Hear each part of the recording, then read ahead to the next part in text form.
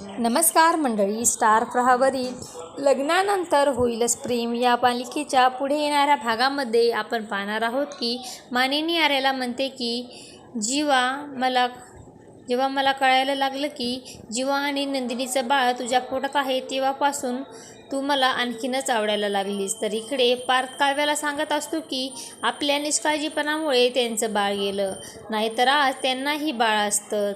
तर काव्या म्हणते की पार्थ, तुम्हाला हे असंच वाटतं ना, माझ्यामुळे नंदिनी ताईचं बाळ गेलंय.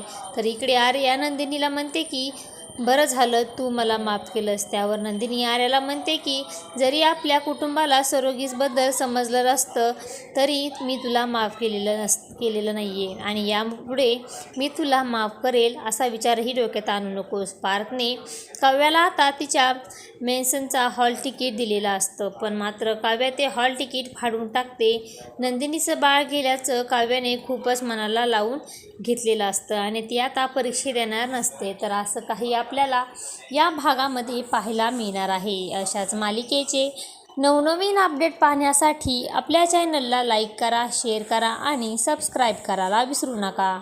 धन्यवाद.